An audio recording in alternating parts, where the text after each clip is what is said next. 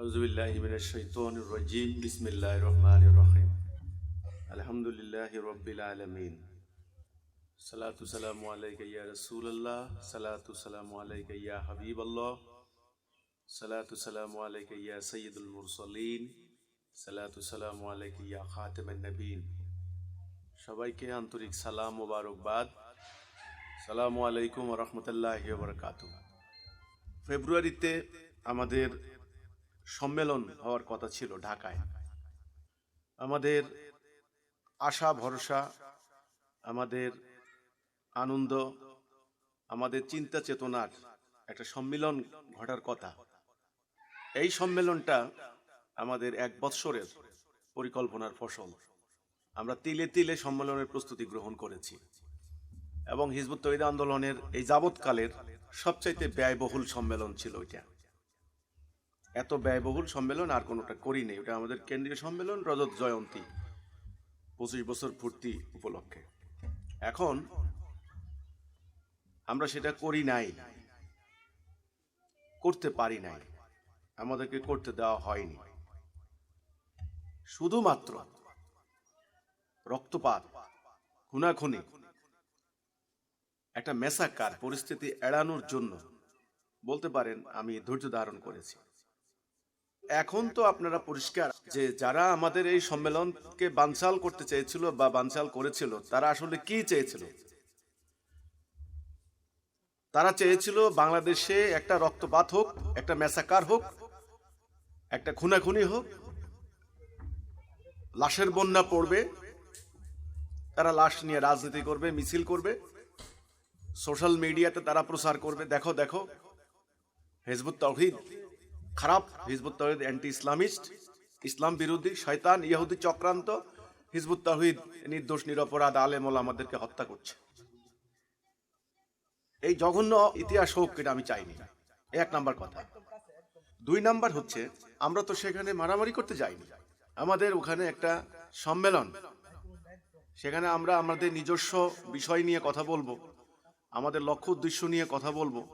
আমাদের মেহমানরা এসেছেন, আমাদের আত্মীয় স্বজন, পাড়া প্রতিবেশী, আমাদের অনেকের দাদা দাদি, নানা নানি, একান্ত আত্মীয় স্বজন এসেছেন, যারা প্রকৃতপক্ষে কখনো রাজধানী ঢাকা চিনতই না, সে সমস্ত লোক গিয়েছেন। বৃদ্ধ বৃদ্ধা, শিশু, নারী পুরুষ, প্রায় 50,000 লোকের সমাবেশ। আমরা দুপুরবেলায় খাওয়ার ব্যবস্থাপনাই করেছি প্রায় 30,000 জনের। যদি একটা সংঘর্ষ বাজে, একটা সংঘর্ষ যদি বাধায় তারা, তাহলে এই নির্দোষ নিরপরাধ লোক ক্ষতিগ্রস্ত হবে না, যারা জানেই না কিছু, জানতোই না কিছু। তো আমি তাদের মতো না, তারা এতিম এতিম ছোট ছোট বাচ্চাদেরকে রাস্তায় ফেলে তারা পালিয়ে যেতে পারে, আমি পারি না। তাদের মধ্যে আমার মধ্যে পার্থক্য হচ্ছে এখানে, আমি পারি না। আমার একটা লোক যদি রাস্তায় ক্ষতিগ্রস্ত হয়, সেই লোকের দায় দায়িত্ব আমার উপর বর্তায়, কারণ আমি তাদের ইমাম।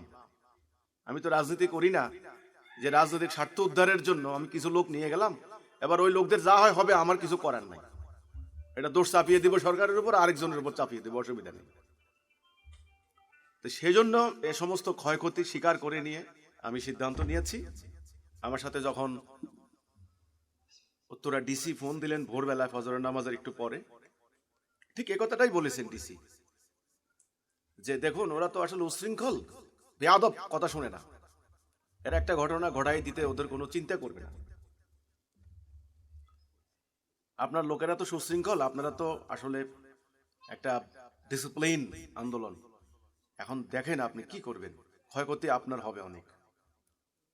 অলরেডি এর মধ্যে শুনলাম একটা বাসে হামলা চালিয়েছে, 2টা মাদ্রাসার মোল্লা উঠে, একটা বাস কুষ্টিয়া থেকে এসেছে, বাসটা এসি বাস, বাসটার মূল্য অন্তত 1.5 কোটি টাকা হবে, এর বেশি হবে।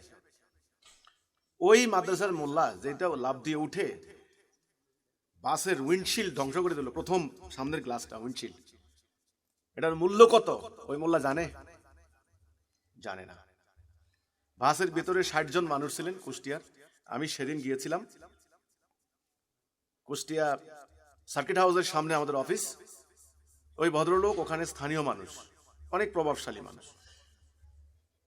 আমি মেহেরপুর সফরে গিয়েছিলাম, আসার সময় তিনি শুনেছেন যে আমি কুষ্টি অফিসে চা বিরতি করব, চা খাবো। তো আস্তে আস্তে আমার 2 ঘন্টা দেরি হয়ে গেল। তিনি বসে আছেন আমার সামনে বসা, সালাম বিনিময় হলো, কথা হলো। আমি বললাম, এতক্ষণ আপনি বসে আছেন? বলছে, আমি একটা কথা জিজ্ঞাসা করার জন্য বসে আছি, একটা কথা। সেদিন আমরা অনেক আশা ভরসা নিয়ে ঢাকা গিয়েছিলাম, আমাদের বাসটাই আক্রান্ত হয়েছে, আমরা ছিলাম সামনের বাসে।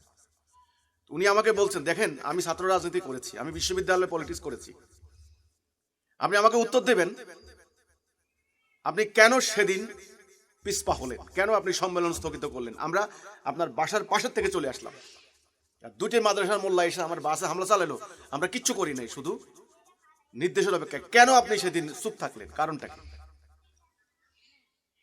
তা আমি বললাম, দেখেন আমি জানি আপনাদের প্রত্যেকের রক্ত গরম, এখন আপনাদের মেজাজ গরম, আমি জানি এটা কিছু ঘটানো।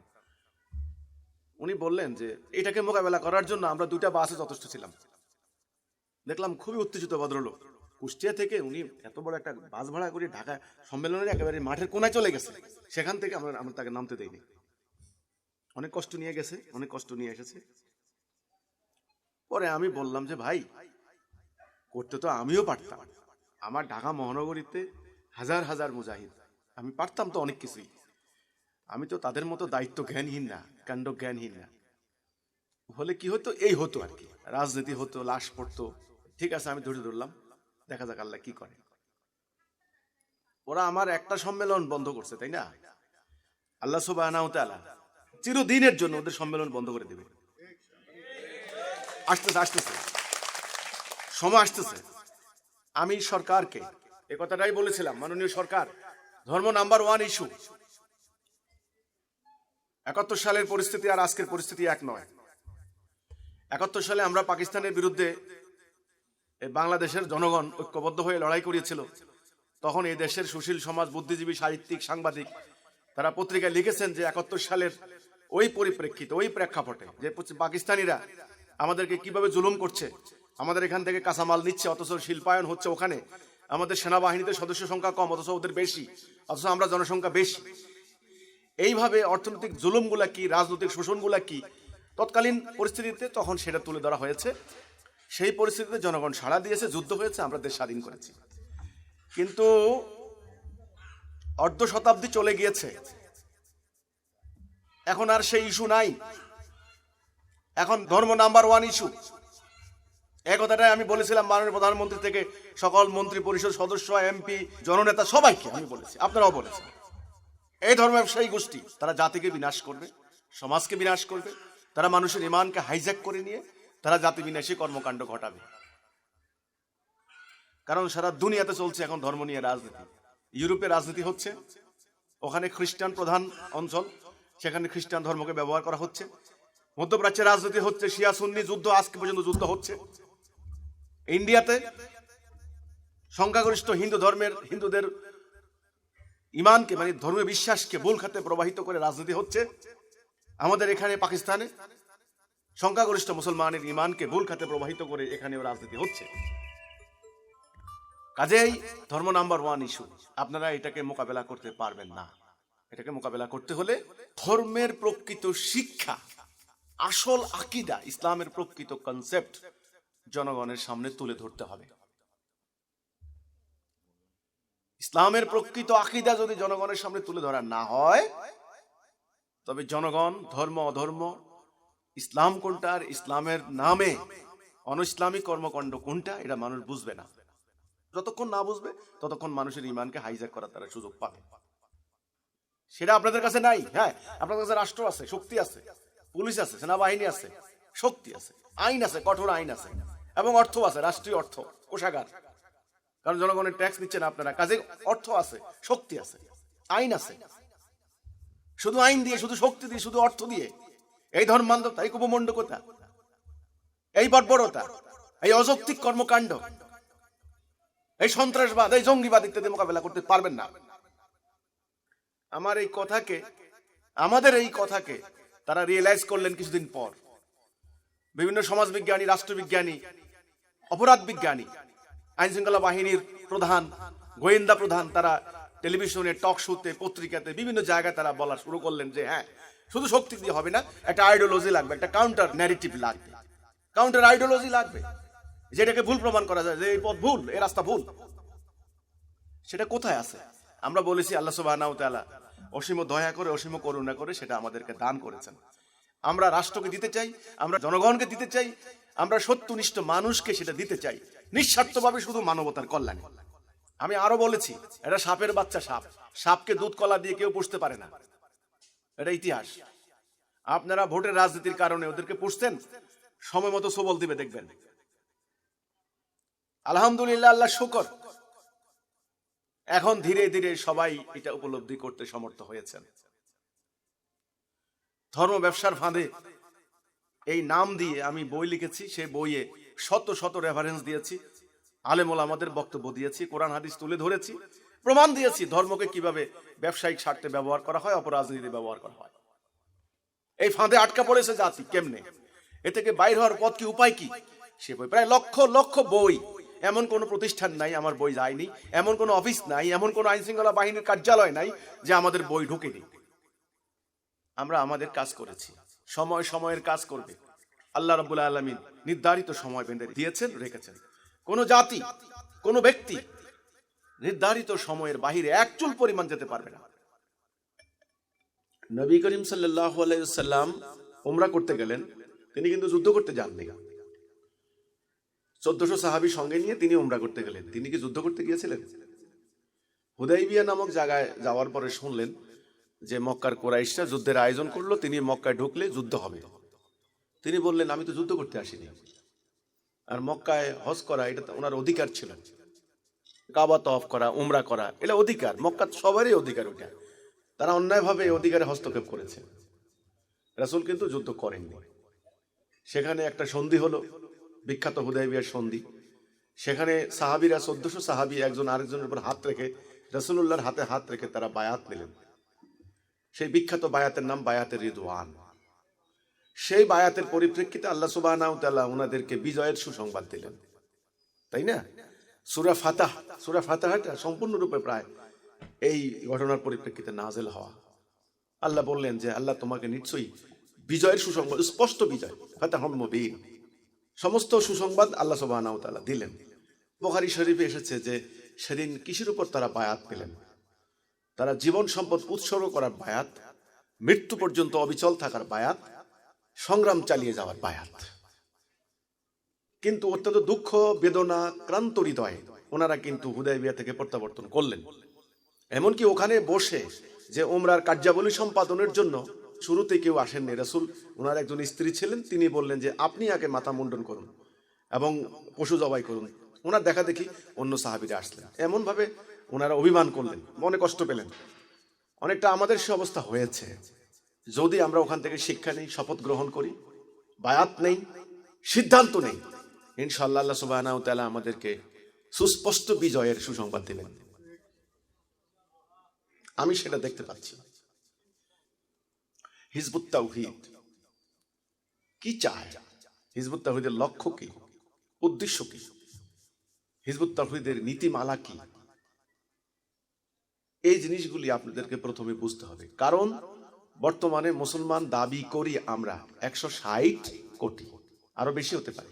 আমাদের ভৌগোলিক রাষ্ট্র যদি আমরা মনে করি, মুসলমান সংখ্যাগরিষ্ঠ রাষ্ট্র বা মুসলিম প্রভাবাধী 55 থেকে 60টা, ইন্দোনেশিয়া থেকে শুরু করে সেই আপনার কাসাব্লাঙ্কা পর্যন্ত, সে মরক্কো পর্যন্ত, সে নাইজার, চাঁদ, সেখান থেকে শুরু করে আপনার ইন্দোনেশিয়া পর্যন্ত, প্রায় চীন দেশের জিনজিয়াং পর্যন্ত, অর্ধ দুনিয়া 55 থেকে 60টা মুসলিম রাষ্ট্র, 160 কোটি, লক্ষ লক্ষ আলেম, লক্ষ লক্ষ মুফতি, লক্ষ লক্ষ মুফাসসির, লক্ষ লক্ষ শায়েখ, হাজার হাজার লক্ষ লক্ষ হাফেজে কোরআন এই জাতির মধ্যে আছে। লক্ষ লক্ষ মসজিদ, মসজিদের ইমাম, মাদ্রাসা, মাদ্রাসার মুহতামিম, মাদ্রাসার প্রিন্সিপাল, আপনি যাই বলেন, মাদ্রাসার মুফতি, মুহাদ্দিস, যাই বলেন না কেন, লক্ষ লক্ষ ইত্যাদি নিয়েই জাতিটা। এরই মধ্যে ইসলাম প্রতিষ্ঠা করতে চান এইরকম দলের সংখ্যা আছে শত শত। কোনোটা রাজনৈতিক, কোনোটা চরমপন্থী, কোনোটা সুফিবাদী তরিকা, এরকম শত শত দল আছে। এখন হিজবুত তাওহীদ আবার কিসের দিকে ডাকছে? দল তো কম নাই। যারা ইসলাম প্রতিষ্ঠা করতে চায়, এক বাংলাদেশে 70টার উপরে আছে খালি ইসলামী দল, 15 জোট, 16 জোট, 18 জোট, 10 দলীয় জোট, এরকম শুধু ধর্মীয় দল আছে খালি 70টার উপরে। তা আপনারা ওই রকম একটা দলে গেলেই তো হয়। সবাই তো কোরআনের কথা বলে, সবাই তো হাদিস বলে, সবাই তো আল্লাহ রসুলের কথা বলে, নাকি কোরআনের বাইরে কথা বলে? এই জন্য সাধারণ মানুষ আমাদেরকে বলে, ভাই আমরা কার কথা শুনবো? হ্যাঁ, আপনারা যে দলেই বলেন, প্রত্যেক দলে কোরআনের আয়াত বলে, হাদিস বলে, সবারই তো লেবাস আছে, মাদ্রাসা পড়ছেন, আলেম ওলামা, আমরা কোন দিকে যাব? আপনারাই তো এক একজন এক এক দিকে ডাকছেন। তাহলে এত দল, এত মত আছে, আপনারা ওই সব দলে না গিয়ে আপনারা হিজবুত তৌহিদে কেন আসলেন? হিজবুত তৌহিদ কি? আপনারা ইসলাম প্রতিষ্ঠা করতে চান, এই তো। তো ইসলাম প্রতিষ্ঠা করার জন্য তো বাংলাদেশে বহু বড় বড় দল আছে। কোন কোন দল আছে ক্ষমতায় পর্যন্ত গিয়েছে, কোন কোন দল আছে ইদানিং ক্ষমতা যাওয়ার স্বপ্ন দেখছে পর্যন্ত, বলে আমরা ক্ষমতায় গেলে অমুক অমুক করব। তো তাদের লক্ষ লক্ষ সংখ্যা, তারা রাজধানীতে যখন সম্মেলন করে, টুপি আর টুপি, রাজধানীর রাস্তা দেখা যায় না, লক্ষ লক্ষ লক্ষ লক্ষ। তো এত থাকতে আপনারা হিজবুত তৌহিদ কেন? ওয়াই? হিজবুত তৌহিদ কি বলে? হিজবুত তৌহিদ কি নতুন করে একটা দল বের করছে নাকি? এই বিষয়টা আপনাদেরকে প্রথমে, যারা নতুন এসেছেন, প্রথমেই আপনাদেরকে এটা বুঝতে হবে। তো আমার প্রথম কথা হবে আকীদা। ইসলামের যারা স্কলার আছেন, পণ্ডিত আছেন, আল্লামা, সবাই একমত, আকীদা সহি না হলে ইমানের কোনো দাম নাই, ইমান না থাকলে আমলের কোনো মূল্য নাই। ইসলাম সম্পর্কে আকীদা, কনসেপ্ট। যেমন ধরেন আমার হাতে এই বস্তুটা কি? এটা একটা সানগ্লাস বলে আর কি। এটা রৌদ্রময় দিনে সূর্য কিরণ থেকে বাঁচার জন্য এটা পরা হয়। এই যে জানলেন আমার হাতে একটা কি ঘড়ি, এটা কি জন্য? সময় দেবে। আগে তো জানবেন নাকি হাতে দিবেন? আমার কথা হচ্ছে আগে জানা না আগে কাজ? জানা, সম্যক জানা, সামগ্রিকভাবে জানা। কোন বস্তু যদি হয়, সেই বস্তুর লক্ষ্য কি, উদ্দেশ্য কি, কি জন্য বানানো হয়েছে জানা, চোখ দিয়ে দেখা এটা কি, কেন। আমার সামনে একটা বস্তু আছে, এটা কি? পানির গ্লাস। হ্যাঁ, এটা কি জন্য? পানি খাওয়ার জন্য। এই যে দেখলাম, দেখে এর উদ্দেশ্য বুঝলাম, এর লক্ষ্য জানলাম, দেন ব্যবহার করলাম। তাইলে বস্তু হলে বস্তুটার চোখে দেখা, আর বিষয় হলে পরে জ্ঞান দিয়ে বুঝা, এটা লক্ষ্য কি, উদ্দেশ্য কি, কেন, কি জন্য। জ্ঞান দিয়ে বুঝা, আকল দিয়ে বুঝা, হৃদয় দিয়ে উপলব্ধি করা। আজকে যারা ইসলাম চান বা যারা ইসলামী দল করেন বা মুসলমান বলে দাবি করেন, তাদের মধ্যে আমাদের মধ্যে প্রথম পার্থক্য হচ্ছে তাদের সামনে ইসলামের সামগ্রিক আকীদা নাই। ইসলামটা কি, এটা কেন, তারা এক একজনে এক এক ভাবে প্র্যাকটিস করছেন। অনেকটা অন্ধের হাতি দেখার মতো। 5 জন অন্ধ, তাদেরকে বলা হলো এই বস্তুটা তোমরা ধরো, তারা ধরলো। বললো কি ধরলা? যেই লোকটা সুর ধরলো সে বললো অজগর ধরলাম। যে লোকটা ঠ্যাং ধরলো, হাতির পা মোটা অনেক বড়, বললো কি ধরলা? বললাম আমি ধরলাম থাম বা খাম্বা। যে লোকটা কান ধরলো সে বললো কুলা ধরলাম। লেজ ধরলো সে বললো চাবুক ধরলাম। যে লোকটা পেট ধরলো সে বললো একটা দেওয়াল ধরলাম। আচ্ছা, এই লোকগুলি এক একজনে এক এক ভাবে হাতির সম্পর্কে বর্ণনা করলো কেন? পুরো হাতিটা সে দেখে নাই, চোখে দেখে নাই, আন্দাজে অনুমান করে কথা বলেছে। আর একটা দৃষ্টিবান লোককে প্রশ্ন করেন যে এটা কি, সে লেজ থেকে সুর পর্যন্ত বলে দিবে এটা একটা হাতি। এটাকে আল্লাহ রাব্বুল আলামিন সৃষ্টি করেছেন। এটা লেজ, এটা দিয়ে মশামাছি তাড়ায়, এটা কান, এটা দিয়ে শুনে, এটা সুর, এটা পানি খাবার ইত্যাদি খায়, এটা ঠ্যাং, এটা দিয়ে হাঁটে ইত্যাদি পুরা বলে দিল সে। আকীদাটা বুঝতে এই উদাহরণটা যথেষ্ট নয় কি? ইসলামটাও তেমনি। ইসলামকে আজকে এক একজন এক এক ভাবে দেখছেন। যারা সুফিবাদী তরিকা, যারা পীর, আপনাদের এই এলাকার মধ্যে পীরের মাজার আছে, অনেকে পীর আছে, তরিকা বন্দি করছেন। অনেকে মানুষ যাচ্ছে পীরের হাতে বায়াত নিয়ে, ওনারা জান্নাত চলে যাবেন, কারণ একটা কনসেপ্ট আছে যে পীরের হাত ধরতে পারলেই বাস আপনি জান্নাত, আর কোনো কথা নাই। মুর্শিদের হাত ধরতে পারলে, মুর্শিদ ওলি আল্লাহ আপনাকে জান্নাত দিয়ে দেবেন। তো ওনারা বিভিন্ন তরিকা শিক্ষা দিচ্ছেন। এই একটা এক ধরনের ইসলামের প্র্যাকটিস। যারা রাজনীতি করছে, ওরা যাই দেখেন মিছিল করছে, মিটিং করছে, সরকার বিরোধী আন্দোলন করছে, ভাঙচুর, ঘেরাও, কর্মসূচি, হরতাল, অবরোধ ইত্যাদি যা হয় আর কি, পুলিশের সঙ্গে মারামারি, বলছে এটা জেহাদ, এটা করতে হবে, এটা না করলে ইসলাম হবে না। ওরা বলছে ইসলাম এটা। আব্দুল আসাদ সন্ত্রাসবাদী কার্যক্রম করছে, যে না জেহাদ করতে হবে, বোম মারতে হবে, সন্ত্রাস করতে হবে, সব ধ্বংস করে দিতে হবে, কাফের মুশরিক, তারপরে ক্ষমতা দখল করতে হবে, দেন ইসলাম প্রতিষ্ঠা করতে হবে, খেলাফত প্রতিষ্ঠা করতে হবে। তো এই ধরনের এক একজনের এক এক কনসেপ্ট। আসলে ইসলাম কয়টা হবে? একটা। আল্লাহ কয়জন? রাসূল? কিতাব কয়টা? উম্মতে মুহাম্মদী কয়টা ছিল? একটা। তাহলে এত ডিজাইন কেন, এত চেহারা কেন ইসলামের? এক একজন এক একভাবে জাতিকে লিড দিচ্ছে কেন? আজকে আলেমরা বলেন, আলেমদের কর্তব্য হচ্ছে কেউ যদি ভুল করে সে ভুল ধরিয়ে দাও। মানে ওনারা শিক্ষকের জায়গায় আছেন, ওনারা গুরুর জায়গায় আছেন, ওকে ভুল ধরিয়ে দেবেন। কিন্তু ওনারা যদি ভুল করে সে ভুলগুলি কে ধরাবে? জাতিকে এই যে এক একজন এক এক দিকে ডাইরেকশন দিচ্ছেন কেন? আপনি একটা মানুষ, আপনাকে যদি ডান দিকে একজনে টানে, বাম দিকে একজনে টানে, মাথা একজনে টানে, ঠ্যাং একজনে টানে, কিছুক্ষণ পর আপনি ছিন্ন ভিন্ন হয়ে যাবেন না? আমাদের মুসলমান নামক জাতিটার এই অবস্থা হয়েছে। গত 1300 বছর ধরে টানতে টানতে এটা এখন টুকরো টুকরো হয়ে গেছে। এখন এই টুকরাগুলিকে ঐক্যবদ্ধ করার দায়িত্ব হিজবুত তাওহীদের। এদের কাছে পরিষ্কার নাই যে ইসলামটা কি আসলে, সামগ্রিকভাবে ইসলামের লক্ষ্য কি, ইসলামের উদ্দেশ্য কি, ইসলাম কেন, কি জন্য এসেছে। এই ইসলামের লক্ষ্য বুঝতে হলে আপনাকে মানুষ সৃষ্টির আকীদা জানতে হবে। একটার সঙ্গে একটা কানেক্টেড, আলাদা নয়। একটা গাড়ির একটা নাট বোল্ট আপনি দেখে আপনি অনুমান করতে পারবেন না এটা কিসের অংশ। সম্পূর্ণ গাড়িটা সম্পর্কে আপনার আকীদা পরিষ্কার থাকতে হবে। গাড়িটার পারপাস কি, লক্ষ্য কি, উদ্দেশ্য কি, এক জায়গা থেকে আরেক জায়গায় নেবে। সেই জন্যই ইঞ্জিন বসানো হয়েছে, ইঞ্জিন চলার জন্য তেল সরবরাহ দেওয়া হয়েছে, সেসিস দেওয়া হয়েছে ইঞ্জিন বসানোর জন্য, চাকা দেওয়া হয়েছে, চাকার বাতাস দেওয়া হয়েছে, লুকিং গ্লাস দেওয়া হয়েছে, লাইট, হেডলাইট, ব্যাকলাইট দেওয়া হয়েছে, স্টিয়ারিং দেওয়া হয়েছে ঘোরার জন্য, সিট বসার জন্য, আরাম করার জন্য এসি, গান শোনার জন্য টেপ রেকর্ডার, সুন্দর দেখানোর জন্য রং লাগানো হয়েছে। এই সমস্ত কিছু অ্যারেঞ্জমেন্ট করা হয়েছে আসলে কি উদ্দেশ্যে? আরেক জায়গায় নিয়ে যাবে। আচ্ছা বলেন, ওই গাড়িটা যদি এই কাজটাই হাসিল না হয়, এই লক্ষ্যটাই যদি অর্জিত না হয়, তাহলে এত ইঞ্জিন, এত সেসিস, এত টাকা, সমস্ত আয়োজন ব্যর্থ না? ব্যর্থ কিনা? অথবা আপনি জানলেন না আসলে এটা কি জন্য। পৃথিবীর দামি গাড়ি হলে কোনো দাম আছে, লাভ আছে? ইসলাম কেন, ইসলাম কি জন্য, এটা জানতে হবে আগে। ইসলাম কি? নামাজ পড়ছেন, মনে করছেন নামাজ পড়ে আপনি জান্নাত চলে যাবেন, ওই গাড়ির মতো একটা অংশ। হজ করলেন একবার, আপনি ভাবলেন হজ করে আপনি একদম নিষ্পাপ হয়ে যাবেন, আর কিছু করতে হবে না আপনাকে, বাস। ব্যাপারটা কিন্তু বুঝতে হবে। গাড়ির মতো, গাড়ির যেমন ইঞ্জিন না থাকলে গাড়ি অচল, তেমনি ইসলামের প্রথমটাই হচ্ছে তাওহীদ, ঈমান।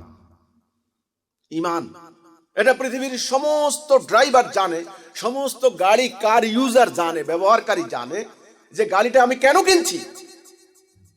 মাছ ধরার জন্য? ট্রাক যখন আপনি কিনবেন আপনি তো জানেন ট্রাকটা কেন কিনছেন, আকাশে উড়ার জন্য? ইসলাম কি, ইসলাম কেন, আগে সেটা জানেন, তারপরে আমল করতে যান, তারপরে কিনতে যান। আমল পরে, আমল করতে পারবেন, আমল করতে কোনো সময় চলে যায়নি। কারণ নবী করিম সাল্লাল্লাহু আলাইহি ওয়াসাল্লামের হাদিস বর্ণনাকারী সাহাবী বলছেন, রাসূল সালাতের কথা বলছেন, যাকাতের কথা বলছেন, হজ্জের কথা বলছেন, এমন ভাবে আমলের কথা বলছেন মনে হচ্ছে যেন রাসূল কোনো আমলের কথা বাদ রাখবেন না। বলছেন এসব আমল করেও কোনো মানুষ জান্নাত যেতে পারবে না। তাহলে আমলের চিন্তা পরে করেন। হ্যাঁ আমল করব, আমলের আগে কি দরকার? ঈমান। ঈমানটা তো আগে বুঝতে হবে। যারা গাড়ির কিনে, গাড়ির তো একটা মেইনটেনেন্স বুক আছে, জানেন তো নাকি? গাড়ির কত নাম্বার মোবিল দিতে হবে, কত নাম্বার চাকা ব্যবহার করতে হবে। যদিও আজকালকার ড্রাইভাররা মেইনটেনেন্স বুক কয়জনে দেখে আমার সন্দেহ আছে। মেইনটেনেন্স বুক দেখে, মেইনটেনেন্স কোম্পানি মেইনটেনেন্স বুক বানায়, প্রত্যেকটা মোবাইল ফোনের সঙ্গে কিন্তু তার মেইনটেনেন্স বুক আছে। ওই মেইনটেনেন্স বুকের মধ্যে কি লেখা থাকে এই কথা যে এই জিনিসটা বানানো হয়েছে এক জায়গা থেকে আরেক জায়গায় যাওয়ার জন্য? লেখা থাকে? এটা থাকে না, দরকার নাই। It's accepted, it's granted. সকল কর্তৃক অ্যাকসেপ্টেড বাই অল, যে এটা জানে যে গাড়ি এক জায়গা থেকে আরেক জায়গায় নেওয়ার জন্য। তারপরে এক নম্বরে ইঞ্জিন ঠিক আছে কিনা, ইঞ্জিন চলার জন্য তেল দেওয়া হচ্ছে কিনা, ইঞ্জিন বসবে কোথায়, সেসিস দেওয়া হচ্ছে কিনা, সেসিস চলবে কোথায়, চাকা লাগাইছে কিনা, এরপরে একটার পর একটা অ্যাসেম্বল করতে থাকে। তখন পূর্ণাঙ্গ একটা গাড়ি দাঁড়ায়, তখন এই গাড়িতে চড়ে এক জায়গা থেকে আরেক জায়গায় যায়, অর্থাৎ উদ্দেশ্য হাসিল হয়ে যায়। আজকে আমাদের অবস্থা হয়েছে কি, গাড়ির কেউ চাকা খুলে নিয়ে গেছেন, চাকা খুলে চাকা যত্ন করতেছেন খালি, প্রতিদিন চাকা মোছে।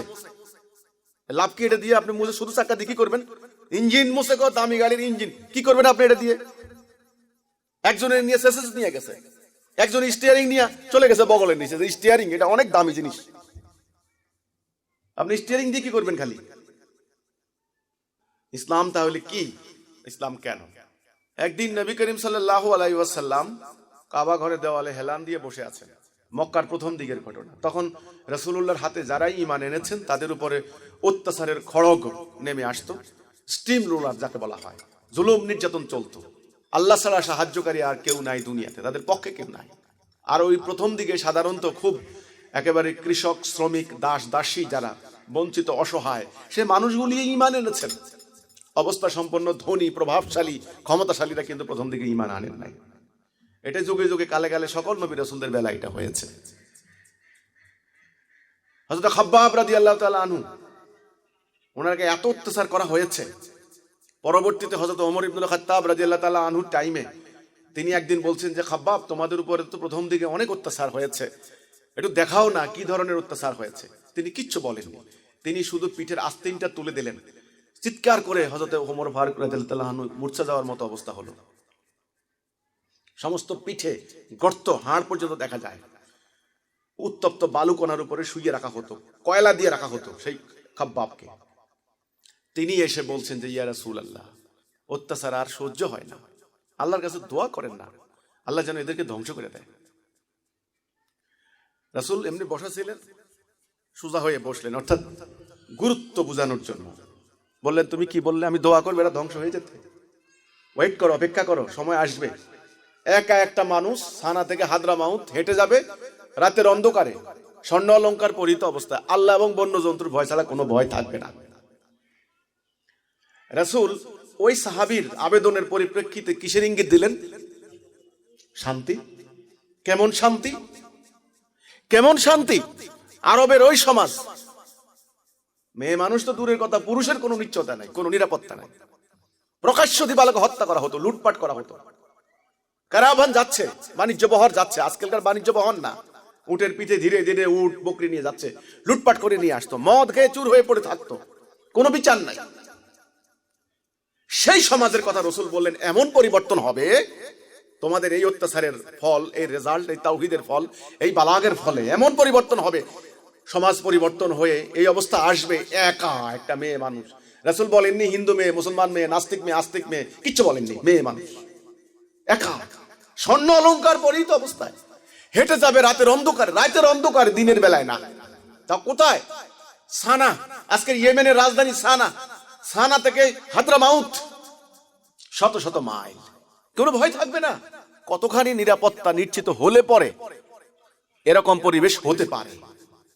আজকে যারা নাস্তিকরা রাসূলুল্লাহকে গালাগালি করছে, রাসূলের আনিত জীবনাদর্শকে সমালোচনা করছে, কোরআনকে গালাগালি করছে যে ইসলাম খারাপ, কারণ দুর্ভাগ্য আমাদের ইসলামের কনসেপ্ট না থাকার কারণে, আমাদের ইসলামের নামে অনইসলামিক কর্মকাণ্ড, অযৌক্তিক কর্মকাণ্ড আমাদের দ্বারা চলার কারণে আজকে আমরা বদনাম কুড়াচ্ছি। অথচ জ্ঞান, বিজ্ঞান, সামরিক শক্তিতে, যুক্তি, বুদ্ধি, সমস্ত কিছুর সৃষ্টি করেছে মুসলমানরা, সভ্যতার জন্ম দিয়েছে মুসলমানরা। যারা সমালোচনা করছে তাদের উদ্দেশ্যে আমি বলতে চাই, রাসূল মক্কা বিজয় করলেন, 13টা বৎসর রাসূলকে অত্যাচার করা হয়েছে, পাগল, গণক, কবি, জাদুকর বলা হয়েছে, অত্যাচার চালানো হয়েছে, রক্তাক্ত করা হয়েছে বহুবার। ওনার হাতে যারা ওনার অনুসরণ করেছেন সাহাবা ইজমাইন, ওনাদেরকে হত্যা করা হয়েছে, বাড়িঘর থেকে বিতাড়িত করা হয়েছে। সেই রাসূল যখন ক্ষমতা নিয়ে আসলেন মক্কার বুকে, তখন তিনি প্রথম প্রশ্ন করলেন, আজকে তোমরা আমার কাছে কি আশা করো, কেমন ব্যবহার আশা করো? তারা বলছে, তুমি তো আমাদের ভাই, তুমি তো আমাদের প্রতিবেশী, ভাইয়ের সঙ্গে ভাই যেমন আচরণ করে তুমি সেরকম আচরণ করবা। কেন 13 বছরের অত্যাচার কি ভুলে গেলা? কারণ তারা জানে মুহাম্মদ সাল্লাল্লাহু আলাইহি ওয়াসাল্লাম যা বলেছেন সত্য বলেছেন, ওই ধর্ম ব্যবসায়ীদের মিথ্যা প্রোপাগান্ডা, এটা যে মিথ্যা পাবলিকের সামনে তখন পরিষ্কার হয়ে গেছে। এর প্রথম কথা। দ্বিতীয় কথা হচ্ছে, আজকে আসলে রাসূলুল্লাহর উপরে কথা বলার হিম্মত কারো নাই। কারণ তারা 13 বছর ধরে যুদ্ধ করতে করতে করতে করতে তারা বহু সৈন্য হারিয়েছে, তাদের ক্ষমতা খর্ব হয়ে গেছে, তারা আজকে একেবারে ক্ষুদ্র হয়ে গিয়েছে। আজকে রাসূলুল্লাহর করুণা ছাড়া তাদের বাঁচার কোনো পথ নাই। রাসূল সাগরের মতো উদার, ওনার হৃদয় আকাশের মতো বিশাল। তিনি রাহমাতাল লিল আলামিন, তিনি মানুষের কল্যাণ করতে এসেছেন, কল্যাণকামী। রহমত বরকত বর্ষিত হয়েছে ওনার আগমনের ফলে। তিনি কি বলেছেন? যাও, তোমাদেরকে ক্ষমা করে দিলাম। শুধু সুনির্দিষ্ট কিছু শয়তান যারা জাতির বিরাট ক্ষতি করেছে, মানব জাতির ক্ষতি করেছে, তাদেরকে বলেছেন অমুক অমুক অমুক অমুক, তাদেরকে যেখানে পাইবে শাস্তির আওতায় আসবে। নির্দিষ্ট কিছু ক্রিমিনাল। রাসূল কি করলেন মক্কা বিজয় করে? তিনি কি ঘরে ঘরে লুণ্ঠন চালিয়েছেন? হ্যাঁ, তিনি কি এবার ঘরে ঘরে সমস্ত চাবুক মারা শুরু করে দিয়েছেন? কিচ্ছু না। তিনি আল্লাহর প্রশংসা করলেন, সেজদা করলেন, কাবাঘর পরিষ্কার করলেন, করে তিনি বেলালকে ডাকলেন। অর্ধুলঙ্গ বেলাল, কৃতদাস বেলাল, যার কোনো কথা বলার অধিকার নাই, খাবারের নিশ্চয়তা নাই, কোনো স্বাধীনতা ছিল না। সেই মক্কার জাহিলি সমাজের লক্ষ লক্ষ হাজার হাজার কৃতদাসের প্রতিনিধি বেলাল, নির্যাতিত নিপীড়িত মানুষের প্রতিনিধি বেলাল। বেলালকে ডেকে বললেন, বেলাল আজান দাও। কাবার উপরে উঠে আল্লাহ রাসূল বেলালকে নির্দেশ দিলেন, বেলাল আজান দিলেন। আল্লাহু আকবার। আল্লাহর শ্রেষ্ঠত্ব ঘোষিত হলো। রাসূল কি প্রমাণ করলেন? মানুষ ঊর্ধ্বে, মানবতা ঊর্ধ্বে। বেলালদের অধিকার, সুমাইয়াদের অধিকার, আম্মারদের অধিকার, খাব্বাবদের অধিকার, এই সমস্ত নারী পুরুষ নিপীড়িত জনতার অধিকার ফিরিয়ে দেওয়ার জন্যই মূলত রাসূলুল্লাহর আগমন হয়েছে। মানবতা, সাম্য, মানবাধিকার। তাহলে ইসলামের আগমনের উদ্দেশ্যই হচ্ছে মানব সমাজে বিরাজিত সমস্ত অন্যায়, অবিচার, জুলুম, রক্তপাত, দুর্বলের উপরে সবলের অত্যাচার, দরিদ্রের উপরে ধনীর বঞ্চনা ইত্যাদি দূর করে দিয়ে, নির্মূল করে দিয়ে মানব সমাজে অনাবিল শান্তি, ন্যায় বিচার, সুবিচার প্রতিষ্ঠা করা। এটাই যদি না থাকে, তার বাকি আমলের কোনো মূল্য নাই। এই আকীদা এখন মুসলমানদের সামনে আছে, আমাদের সামনে আছে। আজকে সমগ্র দুনিয়া নিপীড়িত মানুষের আর্তনাদ, কোথাও মানবাধিকার নাই, মানবাধিকার ভুলুণ্ঠিত। বিশ্বের অধিকাংশ সম্পত্তি কয়েকজন লোকের হাতে বন্দী। জাতিতে জাতিতে, রাষ্ট্রে রাষ্ট্রে যুদ্ধ মুখোমুখি। দুইটা বিশ্বযুদ্ধ হয়ে গেল, 13 কোটি বনি আদম খুন হলো। আজকে তৃতীয় বিশ্বযুদ্ধের প্রহর গুনছে পুরো বিশ্ব। 16,000 অ্যাটম বোম প্রস্তুত। আজকে মুসলমানরা কি করছেন?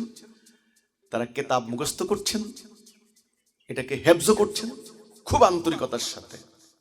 ওনারা এটাকে তাফসীর করছেন, জীবনের যৌবনের বিরাট অংশ ব্যয় করে, অসম্ভব শ্রম দিয়ে, পরিশ্রম করে, টাকা খরচ করে বসে বসে এটা তাফসীর করছেন, ব্যাখ্যা করছেন, শানে নজল মুখস্থ করছেন, এবং এটা বিভিন্ন স্টাইলে ওয়াজ করে বান্ডালে বান্ডালে টাকা কামাই করে খাচ্ছেন। কিন্তু যেই জীবন ব্যবস্থা দিয়ে রাহমাতাল লিল আলামিন এবং ওনার পরবর্তীতে ওনার সাহাবায়ে আজমাইন অদ্য দুনিয়ার মানুষের ভাগ্য পাল্টে দিল, সেই জাতি আজকে নিজেরাই ভাগ্যহারা, নিজেরাই কৃতদাস, 6.5 কোটি উদ্বাস্তু। গলতটা কোথায়? আকীদা। ইসলাম কি, ইসলাম কেন, এই কনসেপ্ট তাদের কাছে নাই। তারা মনে করতেছে নামাজ পড়লেই জান্নাত চলে যাবে। কিন্তু নামাজ 2 নাম্বার। নামাজ কয় নাম্বার? 2 নাম্বার। 1 নাম্বারটা কি? ঈমান। বুখারী শরীফের প্রথম দিকে ঈমান অধ্যায়ে হাদিসটা আছে, 7 নাম্বার হাদিস। বুনিয়াল ইসলামি আলা খামসিন, ইসলামের বুনিয়াদ 5টা। 1 নাম্বারটা হচ্ছে লা ইলাহা ইল্লাল্লাহ মুহাম্মাদুর রাসূল। মিশকাত শরীফেও আছে হাদিসগুলি, খেয়াল করুন। মিশকাত শরীফ মূলত হাদিসের সংকলন, বুখারী, মুসলিম, অন্যান্য হাদিস থেকে। ইসলামটা কি? ইসলাম হচ্ছে একটা জীবন ব্যবস্থা। কি এটা কে পাঠিয়েছেন? আল্লাহ সুবহানাহু ওয়া তাআলা। এটা কেন?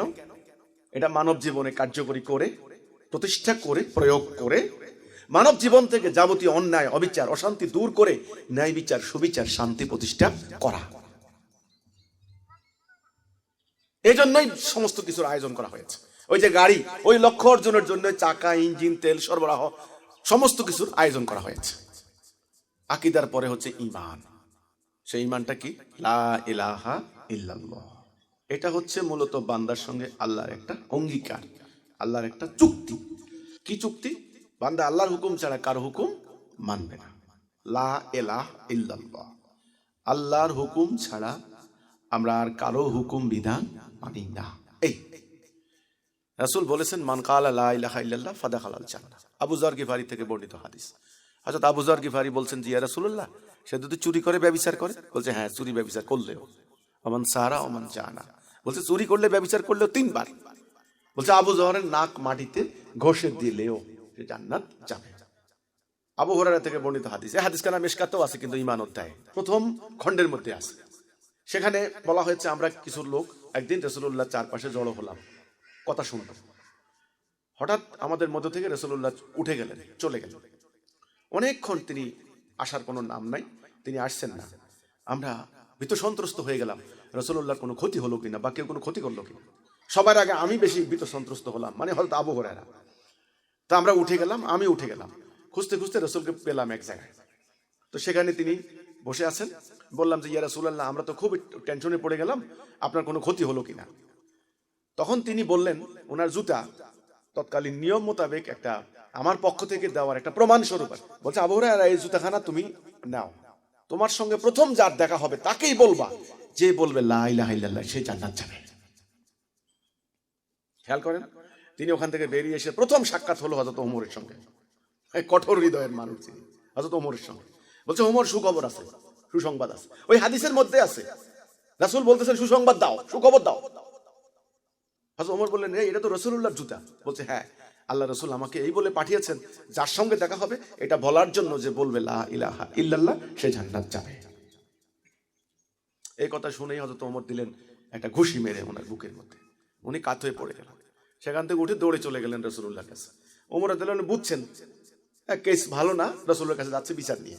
উনিও পিছে পিছে গেলেন। আবু হুরায়রা বলছেন, ইয়া রাসূলুল্লাহ, আপনি বললেন আমাকে এটা বলার জন্য, আমি যেই না বললাম ওমর আমার সঙ্গে আচরণ করেছে। বলছেন, ওমর এ কথা বলেছো? বলছি ইয়া রাসূলুল্লাহ, লোকদেরকে আমল করতে দিন। রাসূল বললেন, হ্যাঁ ওরা আমল করুক, করতে দাও। আরেক হাদিসে আছে, ওমর দিন সহজ সরল, একে কঠিন করো না, জটিল করো না। আরেকটা হাদিস মিশকাতেই আছে, জান্নাতের চাবি হচ্ছে লা ইলাহা ইল্লাল্লাহ, মিফতাহুল জান্নাহ। তো এখন আমার কথা হচ্ছে যে এই তাওহীদের উপরে এত গুরুত্ব কেন? নবী করিম সাল্লাল্লাহু আলাইহি ওয়াসাল্লাম 13টা বছর শুধু লা ইলাহা ইল্লাল্লাহর দিকে ডাক দিয়েছেন, অন্য কোনো আমলের দিকে না। আপনাকে আমাকে জান্নাতে নেওয়ার জন্য তাওহীদ যথেষ্ট। আমল কি করবে? আমাদেরকে জান্নাতের স্তর বৃদ্ধি করবে। এই যে আকীদা, আকীদার মধ্যে চলে আসলো, কারণ একটার সঙ্গে একটা লাগানো। আমার আঙ্গুল আর হাতের তালু এটা কি এক না, কিন্তু আবার এক। ঈমান আর আকীদা এরকম অনেকটা। যেমন ধরেন এইটা, এই মাইক্রোফোন আর স্ট্যান্ড, এটা কি এক জিনিস নাকি? এটা আলাদা, ওইটা আলাদা। আবার এটার সঙ্গে এটা সংযুক্ত না হলে কিন্তু কথা বলতে পারবেন না। আল্লাহর সঙ্গে বান্দার এই চুক্তিটা কেন, কি জন্য? কেন বান্দা শুধু আল্লাহর হুকুম মানলেই তাকে জান্নাতে দেওয়া হবে? কেন? ওয়াই? আর কোন গুনাহ আল্লাহ দেখবেন না, আল্লাহ সমস্ত গুনাহ ক্ষমা করে দিবেন। কেন? ঈমানের গুরুত্ব এত কেন? এত গুরুত্ব দিয়ে ঈমানের আলোচনা কোথাও হচ্ছে? আকীদার আলোচনা কোথাও হচ্ছে না কেন? লক্ষ লক্ষ ওয়াজ হচ্ছে, ওলামায়ে কেরাম ওয়াজ করছেন, বিদেশি ডিগ্রি আছে, দেশি ডিগ্রি আছে, কত ধরনের আল্লামা আছেন, ওনারা আলোচনা করছেন। তাহলে ঈমান আকীদার কথা হচ্ছে না কেন? খালি আমলের কথা হচ্ছে, খালি আমল আমল আমল আমল। 3 নাম্বার, আমল পরে আসতেছি আমি। আল্লাহ যখন বাবা আদমকে বানালেন ঠনঠনা মাটি, আঠালোযুক্ত মাটি দিয়ে, তিনি মালায়েকদেরকে বললেন, আমি যখন এর ভিতরে আমার রূহ ফুঁকে দেব সবাই সেজদা করবে। সবাই সেজদা করলো, ইবলিস সেজদা করলো না। তখন আল্লাহ বললেন, ইবলিস এদিকে আয়, আমি যাকে নিজ হাতে বানালাম তুই তাকে সেজদা করলি না কেন? কিসে তোকে সেজদা করতে নিষেধ করলো? সে বলল, হচ্ছে মাটি, আমি হচ্ছে আগুন। আল্লাহ বললেন, ও অহংকার, এখান থেকে নামিয়ে যাও। বাস, আউযু বিল্লাহি মিনাশ শাইতানির রাজিম, অভিশপ্ত হয়ে গেল। এই অভিশপ্ত বিতাড়িত ইবলিস সে বলে, আল্লাহ যেই উদ্দেশ্য নিয়ে তাকে বানিয়েছ, আমাকে সুযোগ দাও, অবকাশ দাও, আমি প্রমাণ দেব এ তোমার পথে থাকবে না। আল্লাহ বললেন, যা তোরে কিয়ামত পর্যন্ত সুযোগ দিলাম, অবকাশ দিলাম। তুই তোর অশ্বারোহী পদাতিক বাহিনী দ্বারা হামলা কর, তুই তাদের ধনে জনে সন্তান সন্ততির মধ্যে শরিক হয়ে যা। ইবলিস চ্যালেঞ্জ নিয়ে আসলো, সে আল্লাহর হুকুম, আল্লাহর বিধান, যেটা যেটা আল্লাহ করতে বলবেন ঠিক এটাকে সে অমান্য করাবে। ফলটা কি হবে, রেজাল্টটা কি হবে? অশান্তি। আদম সন্তানদের মধ্যে, বনি আদমের মধ্যে মারামারি, খুনাখুনি, ভাইয়ে ভাইয়ে রক্তারক্তি, ভাইয়ে বোনে খুনাখুনি, সম্পত্তি নিয়ে, অধিকার নিয়ে, টাকা পয়সা নিয়ে, উত্তরাধিকারী সম্পত্তি নিয়ে, ইত্যাদি নিয়ে যা কিছু। কোনো কোনো সন্তান কোটি কোটি টাকার মালিক হবে, কোনো কোনো সন্তান না খেয়ে মারা যাবে, একটা একটার উপর অত্যাচার চালাবে, জুলুম চালাবে, যুদ্ধ চাপিয়ে দিবে, রক্তপাত হবে, খুনাখুনি হবে। এটাই ইবলিস প্রমাণ করে দেবে যে ও তোমার পথে থাকবে না। আর আল্লাহর উদ্দেশ্য হচ্ছে, আল্লাহ আমাদেরকে বানিয়েছেন কি হিসাবে? খলিফা হিসাবে। আমাদের মূল কাজটা কি তাহলে? আল্লাহর খেলাফত করা। ওকে, এই সূর্যের উদ্দেশ্য কি? তাপ শক্তি দেওয়া। ওকে, এই চায়ের কাপটার উদ্দেশ্য কি? এ দিয়ে চা খাবো, স্বাভাবিক কথা। আমার আপনার জীবনের উদ্দেশ্য কি? আল্লাহর খেলাফত করা। এটা গরুর উদ্দেশ্য কি? গরু চামড়া দিয়ে জুতা বানাবো, গরুর গোশত দিয়ে আমরা খেয়ে আমরা পুষ্ট হবে, এই তো। এটা বৃক্ষের উদ্দেশ্য কি? ফল দিচ্ছে, কাষ্ঠ দিচ্ছে, অক্সিজেন দিচ্ছে, আরো কত কিছু দিচ্ছে। আমারও তো একটা উদ্দেশ্য আছে না? জীবনে কোনোদিন আমাদেরকে আমাদের জীবনের উদ্দেশ্য সম্পর্কে শিক্ষা দিয়েছে কেউ? কোনোদিন আমাদেরকে কোনো আলোচনায়, কোনো মাহফিলে এই শিক্ষাটা দিয়েছে?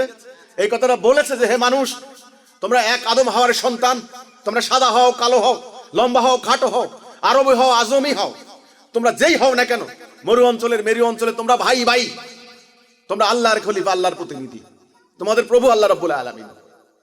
তোমাদের জীবনের উদ্দেশ্য হচ্ছে এই পৃথিবীতে তোমরা আল্লাহর খেলাফত করবে, আল্লাহর আনুগত্য করবে, আল্লাহর হুকুম মানবে।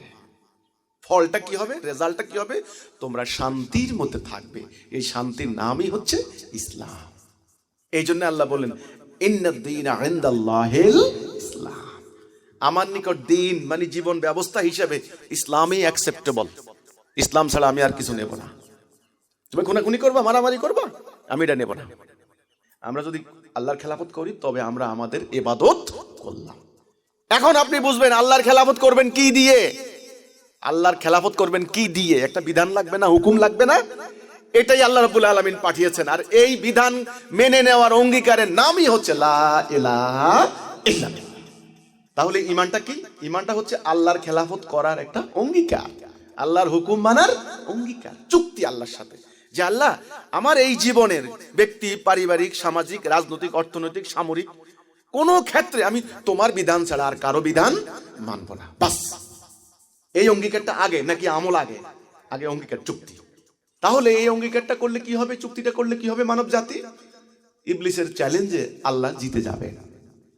যারা এই অঙ্গীকার করবে আল্লাহর সাথে, চুক্তিতে আবদ্ধ হবে যে আল্লাহর বিধান ছাড়া কারো বিধান মানবে না, হুকুম মানবে না, কারো আনুগত্য করবে না, তাদের জন্য তাদের আধ্যাত্মিক চরিত্র, শারীরিক চরিত্র, মানসিক চরিত্র, পারিবারিক চরিত্র, সামাজিক চরিত্র, তাদের চরিত্র অর্জনের জন্যই হলো আমল। তাহলে আমল কার জন্য? মুমিন। মুমিনের কাছে আকীদা থাকবে পরিষ্কার, ইসলাম কি, কেন, ঈমান থাকবে পরিষ্কার। ওই ঈমান আনার পরে তো সে মুমিন হবে নাকি? এই জন্য মুমিনের আত্মিক, মানসিক, শারীরিক চরিত্র অর্জনের জন্য দরকার হচ্ছে বিভিন্ন আমল। তাহলে নামাজ পড়বে কে? রোজা রাখবে কে? হজ করবে কে?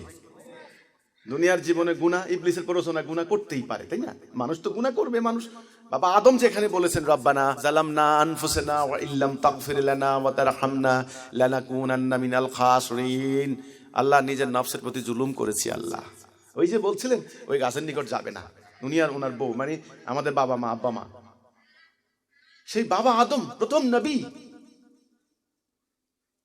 আমাদের অরিজিন, যেখান থেকে আমরা এসেছি, তিনি যখন এই গুনাহ মাফের জন্য এই ক্ষমা চাইতে পারেন, আমরা কারা? তাহলে মানুষ গুনাহ করতেই পারে, কিন্তু গুনাহ ক্ষমা করবেন কার? মুমিনের। আল্লাহর অঙ্গীকার কার সাথে? মুমিনের সাথে। গুনাহ মাফ করবেন কার? মুমিনের। নামাজ, রোজা, হজ, যাকাত কার জন্য?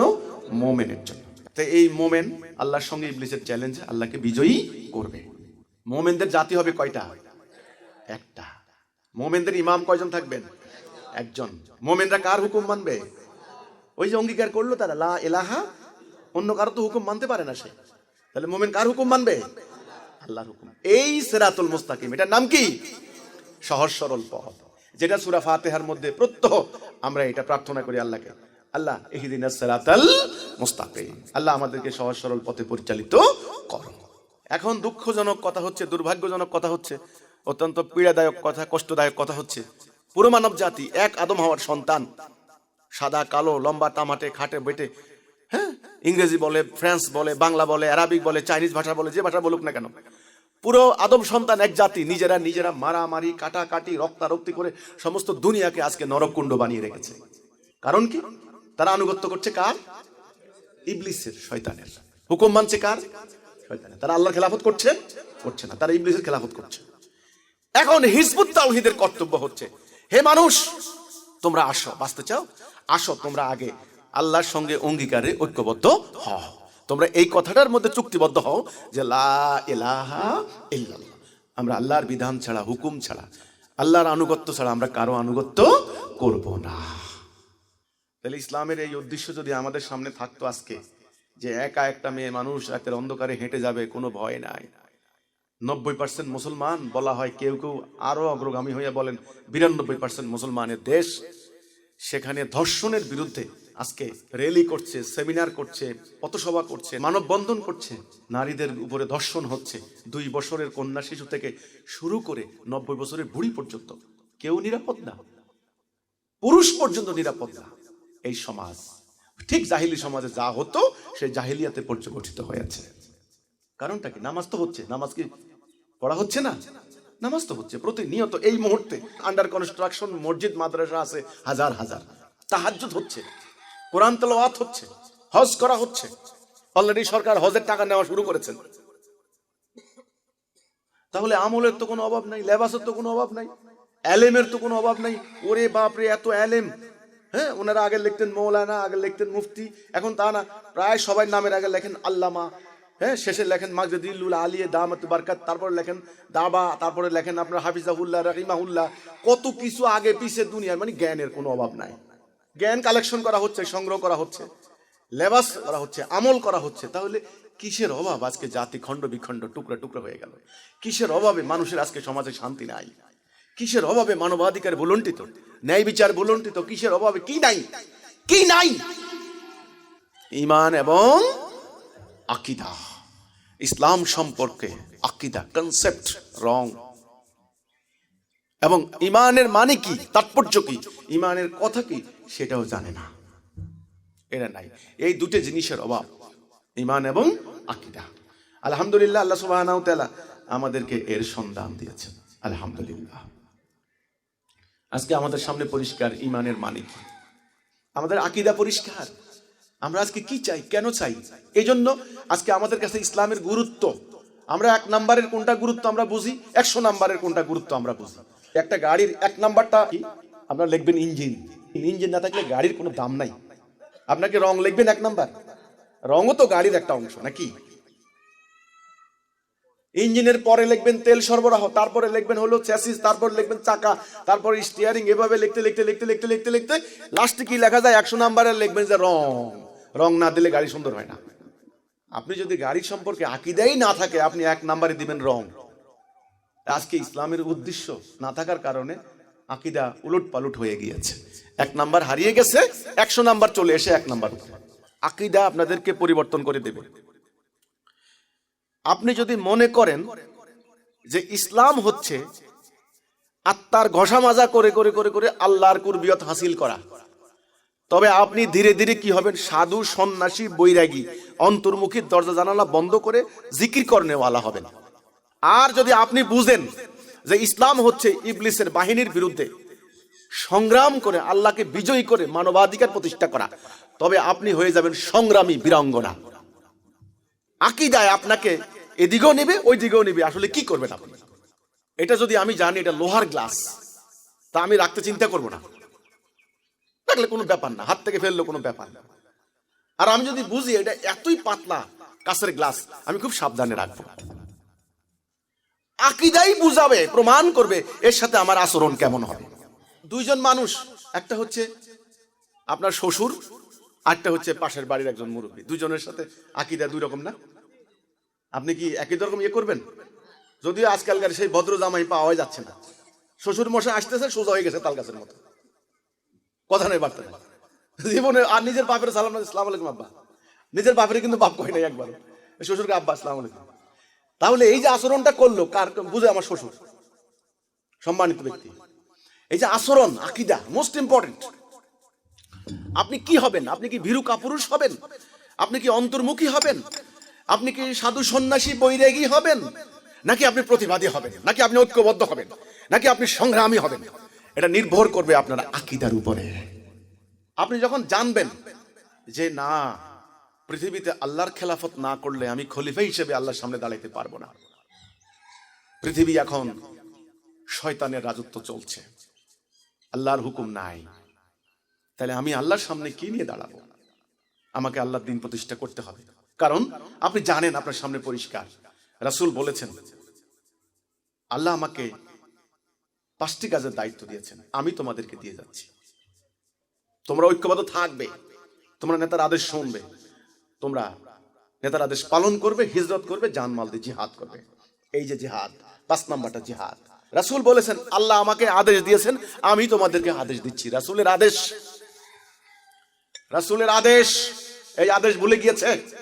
এখন বসে বসে রাসূলের ব্যক্তিগত সুন্নত বের করা হচ্ছে। রাসূল ডাইন কাতে শুইতেন, খাওয়ার পরে মিঠাই খাইতেন, সুন্নত, ডাইন পাও দিয়ে বের হইতেন, সুন্নত, ওকে। কিন্তু রাসূল তো বললেন আমি আদেশ দিয়ে যাচ্ছি, কমান্ড দিয়ে যাচ্ছি, আমার শব্দটা। এই 5 দফা থেকে আধাত সরে গেলে জাহান্নামের জ্বালানি পাথর। কারণ আল্লাহ রাসূলের উপর একটা দায়িত্ব, স্পেশাল দায়িত্ব, বিশেষ দায়িত্ব। এটাই রিসালাতের উদ্দেশ্য। ওয়াল্লাযী আরসালা রাসূলাহু বিল হুদা ওয়া দীনিল হক লিইয়ুযহিরাহু আলা দীনি কুল্লিহি।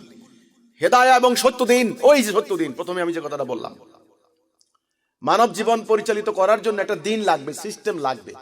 সিস্টেম ছাড়া, দিন ছাড়া মানুষ চলতে পারে না। একটা গাড়ি রাস্তায় নিয়ম কানুন ছাড়া কোনোদিন কোনো গাড়ি চলতে পারতো না। আগে ড্রাইভারদেরকে নিয়ম কানুন শেখানো হয়। তো আল্লাহ সুবহানাহু ওয়া তাআলা সত্য দিন পাঠিয়েছেন, হেদায়েত এবং সত্য দিন। কি জন্য? মানব জীবনে এটাকে কার্যকরী করার জন্য, প্রতিষ্ঠা করার জন্য। উদ্দেশ্যটা কি হবে? শান্তি, ন্যায় বিচার, সুবিচার। এটাই রাসূলুল্লাহর উপর দায়িত্ব, শুধু আরব দেশে, সারা দুনিয়া। এই জন্য তিনি বিশ্ব নবী, এই জন্য ওনার টাইটেল রাহমাতাল লিল আলামিন। সেই দায়িত্ব পেয়ে তিনি বললেন, একটা বুখারীর হাদিস, আমি আদিষ্ট হয়েছি সমগ্র মানব জাতির বিরুদ্ধে সংগ্রাম চালিয়ে যেতে, যে পর্যন্ত না তারা আল্লাহকে একমাত্র ইলাহ এবং আমাকে তার রাসূল হিসেবে মেনে না নেয়। তাইলে আল্লাহর ওই আদেশ আর রাসূলের ওই ঘোষণা মিলে গেল। তাহলে সারা পৃথিবীময় এই সত্য দিন প্রতিষ্ঠা করাই হচ্ছে রাসূলুল্লাহর আগমনের উদ্দেশ্য। আমরা যদি রাসূলের উম্মত হতে চাই, অবশ্যই আমরা এই দায়িত্ব কাঁধে তুলে নিতে হবে। প্রথম খলিফা আবু বকর রাদিয়াল্লাহু তাআলা আনহু ঈমান এনেই প্রথম বললেন যে ইয়া রাসূলুল্লাহ, আমার এখন কি কাজ? কি সহজ সরল উত্তর, হ্যাঁ? এত পাণ্ডিত্য না, এত তাফসীর না, কিচ্ছু না। বলছেন ইয়া রাসূলুল্লাহ, আমার এখন কি কাজ? রাসূল বলছেন আমার যে কাজ তোমারও সেই কাজ। উম্মতে মুহাম্মদের এর থেকে বড় প্রমাণ আর নাই। রাসূলের কি কাজ ছিল? সারা জীবন ভর সংগ্রাম করে মানব সমাজে শান্তি প্রতিষ্ঠা করা। এই শান্তি প্রতিষ্ঠা করার জন্যই উনি যুদ্ধবিদ্যা শিখিয়েছেন, উনি ডিসিপ্লিন শিখিয়েছেন, উনি খাবারের কন্ট্রোল করা শিখিয়েছেন, উনি সমস্ত কিছু তিনি শিক্ষা দিয়েছেন। এই আকীদা যদি আপনার সামনে না থাকে, আপনি প্রকৃত মুমিন, মুসলিম, উম্মতে মুহাম্মদী হইতে পারবেন না। আপনাকে পরিবর্তন করে দিবে আকীদা। আপনারা সিনেমা হলে ঢুকলে এক ধরনের নিয়ত নিয়ে ঢুকেন না? আপনারা হাসপাতাল ঢুকলে কি সিনেমা হলের নিয়ত নিয়ে ঢুকেন? আপনারা যদি কলেজ বিশ্ববিদ্যালয়ে ঢুকেন, ওই হাসপাতালের নিয়ত নিয়ে ঢুকেন? আপনার কি মনে মনে এটা থাকে যে এখানে আমাকে চিকিৎসা করা হবে?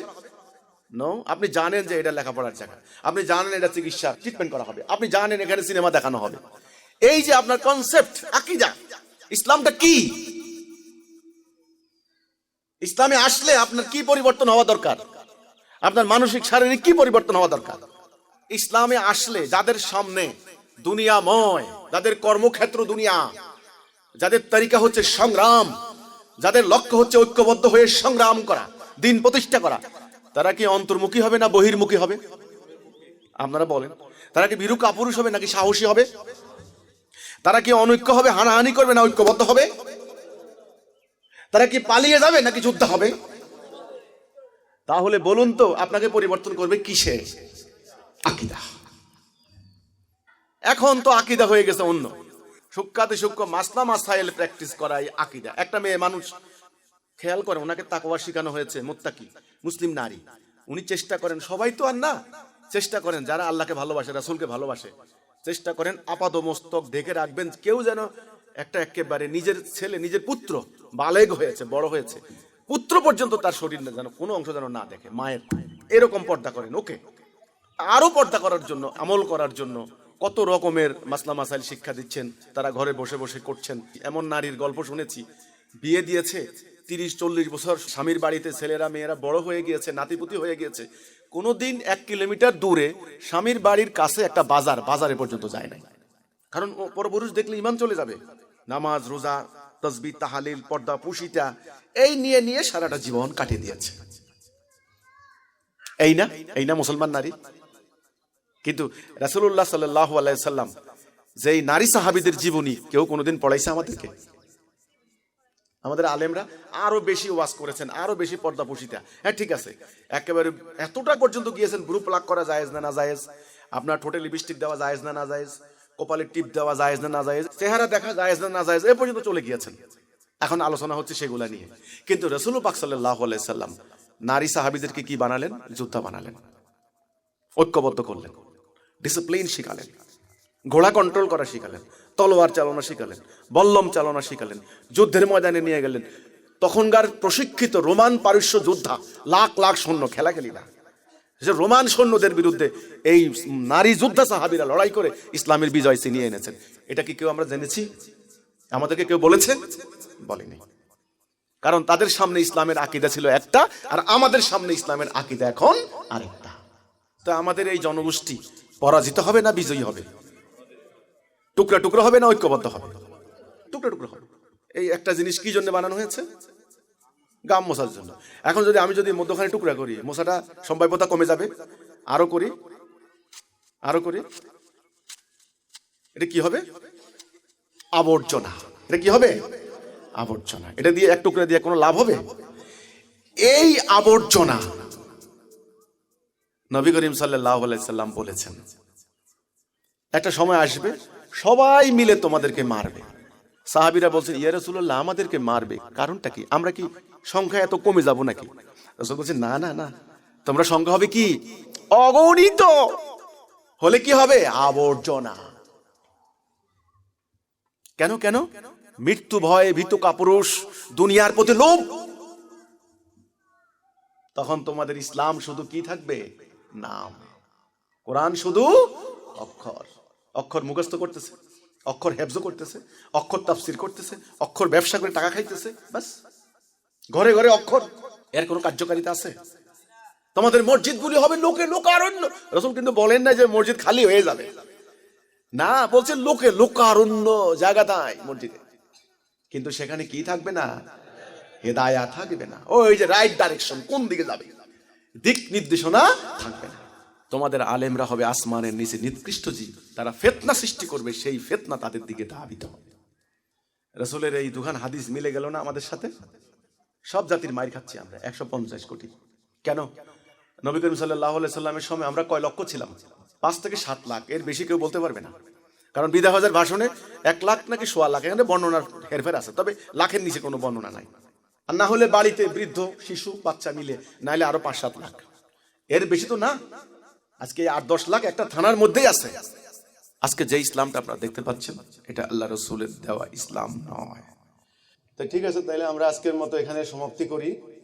আমি দোয়া করবো একটা, আপনারা দোয়া অংশগ্রহণ করেন, ঠিক আছে? আচ্ছা। আল্লাহুম্মা সাল্লি আলা মুহাম্মাদিন ওয়া আলা আলি মুহাম্মাদিন কামা সাল্লাইতা আলা ইব্রাহিম ওয়া আলা আলি ইব্রাহিম ইন্নাকা হামিদুম মাজিদ। আল্লাহুম্মা বারিক আলা মুহাম্মাদ ওয়া আলা আলি মুহাম্মাদ কামা বারাকতা আলা ইব্রাহিম ওয়া আলা আলি ইব্রাহিম ইন্নাকা হামিদুম মাজিদ। اللهم آمين. ربنا لا تزغ قلوبنا بعد إذ هديتنا وهب لنا من لدنك رحمة إنك أنت الوهاب. ربنا آتنا في الدنيا حسنة وفي الآخرة حسنة وقنا عذاب النار. وقنا عذاب الحشر وقنا عذاب الفلسرة وقنا عذاب الميزان وقنا عذاب اليوم القيامة اللهم ارزقنا خير الرازقين اللهم انصرنا على القوم الكافرين ربي أدخلني مدخل صدق وأخرجني مخرج صدق وجعلني من لدنك سلطانا نصيرا ربي أدخلني مدخل صدق وأخرجني مخرج صدق وجعلني من لدنك سلطانا نصيرا اعف عنا واغفر لنا وارحمنا أنت مولانا فانصرنا على القوم الكافرين فانصرنا على القوم الظالمين فانصرنا على القوم المنافقين سبحان ربك رب العزة عما يصفون وسلام على المرسلين والحمد لله رب العالمين بحق كلماتي ولا إله إلا الله